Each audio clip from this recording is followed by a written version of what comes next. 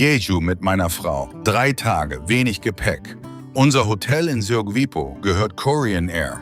Vorm Balkon die Bucht von Cheonjeon. Abends schwarzes Schwein vom Grill. Dann ein Spaziergang im Laternenlicht. Tag 2, morgens. Der Plan heute, Seongsan Ilchulbong. Doch erst Mittagessen. Ein kleines Lokal, 10 Fahrminuten entfernt. Auf der Karte Pepyeoguk, Schweineknochensuppe. Nur auf Jeju. Schweinerückgrat, 6 Stunden geköchelt, bis die Brühe milchig weiß ist. Das Essen Jejus Ältere seit Jahrzehnten zum Frühstück.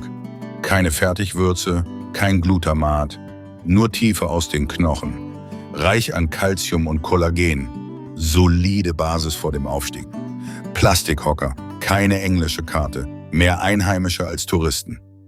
Eine Schüssel, unter $10. Kimchi und Nachschlag reichlich. Der erste Löffel legt den tiefen Markgeschmack über die Zunge. Tiefe, milchige Brühe, ein großes Stück Rückgrat, Reis und säuerlich scharfes Rettich-Kimchi. Das Fleisch löst man mit den Händen. Nur so schmeckt es richtig. Obendrauf ein Berg Koriander. Starker Geruch, starke Meinung. Man liebt ihn oder nicht. Auf Jeju gibt man zusätzlich gehackte Würzpaste über den Koriander.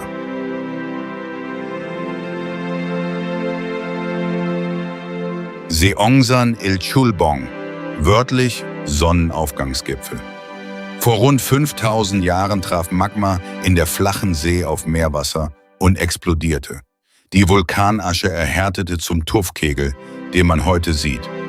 133 Meter hoch, kein flacher Weg, nur Treppen bis ganz nach oben, etwa 30 Minuten pro Weg. Doch die Steigung hat es in sich. Seit 2007 UNESCO-Weltnaturerbe. Am Kraterrand stehen 99 kleine, zackige Gipfel, wie eine Festungsmauer. Daher der Name Seongsan, Burgberg. Ilchulbong heißt schlicht Sonnenaufgangsgipfel, die erste von Jejus 10 Naturschönheiten. Der berühmteste Sonnenaufgangsort der Insel. Eintritt rund 5000 Won, geöffnet ab frühem Morgen. Der Weg ist gepflegt. Ältere kommen mühelos in Flipflops hinauf. Doch die Treppen nehmen kein Ende und langsam spürt man die Beine. Unter den Füßen erhärtete Vulkanasche. Der Tuff. Sandbraun, schwarz gestreift, rau unter der Hand. Wer innehält und sich umdreht, sieht unten die Insel Udo liegen. Weit draußen im Meer, Richtung Osten, wirkt der kleine Leuchtturm von Udo wie ein Punkt. Mit jedem Schritt weitet sich der Blick. Meine Frau folgt. Langsam, aber stetig. Außer Atem. Doch wir halten nicht an. Schritt für Schritt. Gemeinsam.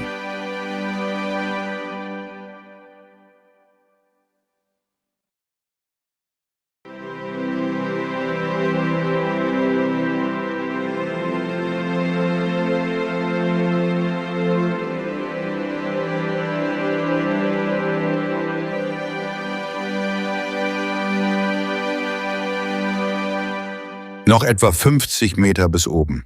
Die Treppen werden steiler, der Weg schmaler, Gelände auf beiden Seiten.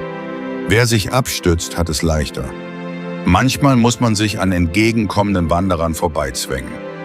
Je höher, desto stärker der Wind. Seewind pfeift durch die Spalten der Tuffwand. Meine Frau hält inne, holt Luft. Sie schnürt die Schuhe nach, trinkt einen Schluck Wasser. Wer vom Gipfel kommt, lächelt uns zu und nickt. Man hört Koreanisch, Chinesisch, Japanisch, Englisch, alles durcheinander. Kurz vor dem Gipfel die engste Treppe. Unter uns breiten sich das blaue Meer und Udo weit aus. Ein tiefer Atemzug, ein letzter Schritt. Und da die Aussichtsplattform am Gipfel. Hand in Hand betreten wir die Plattform. Über uns gleitet eine einzelne Möwe langsam vorbei. Und direkt vor uns öffnet sich der Krater.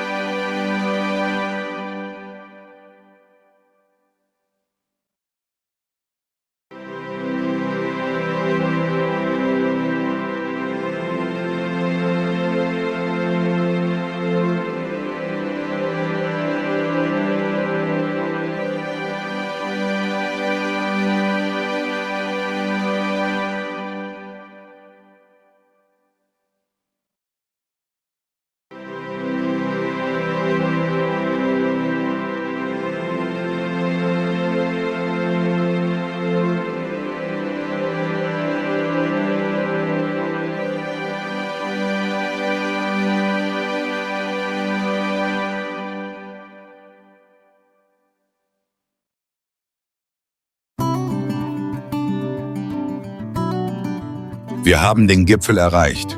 600 Meter breit, 90 Meter tief. Der Krater liegt vor uns. Eine perfekte Schale, vor 5000 Jahren vom Vulkan geformt. In der Mitte des Kraters liegt eine kleine Senke. Am Gipfelstein machen wir gemeinsam ein Foto. Wir haben es geschafft.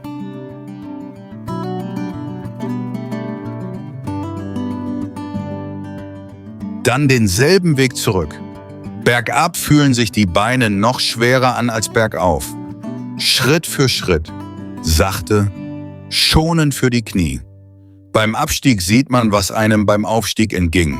Wildblumen, verstreut zwischen den Tuffsteinen, gelbe, violette, weiße Blüten, bunt gemischt. Der Seewind schiebt uns von hinten an. Ehe wir es merken, sind wir fast wieder am Ausgangspunkt. Schwere Beine, leichtes Herz. Meine Frau strahlt.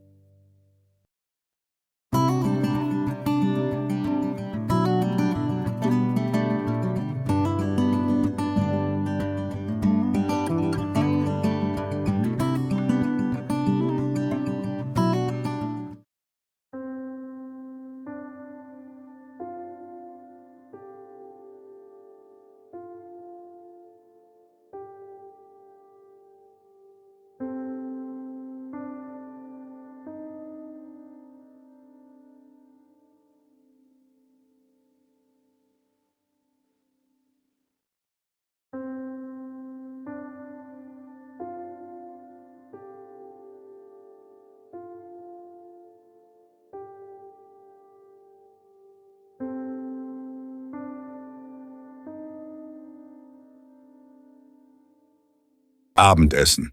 Heute gibt es schwarzes Schwein vom Grill. Es hat festeres Fleisch und tieferen Geschmack. Dick geschnitten, getunkt in Sardellensoße. Der erste Schluck danach schmeckt anders. Tag 3. Der Plan heute: das Jeju Media Art Museum. Ein Raum ganz erfüllt von Licht und Projektion. Schon am Eingang fühlt es sich an wie eine andere Welt.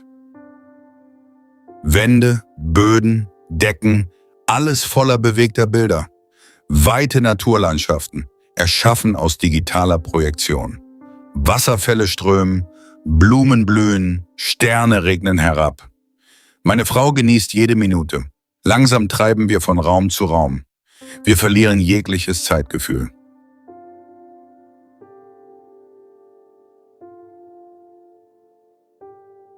Der eindrucksvollste Raum. Lichtpartikel schweben von der Decke zum Boden. Hebt man die Hand, folgen die Partikel der Bewegung. Als liefe man durch weichen Nebel, alle 5 Sinne auf einmal weit offen.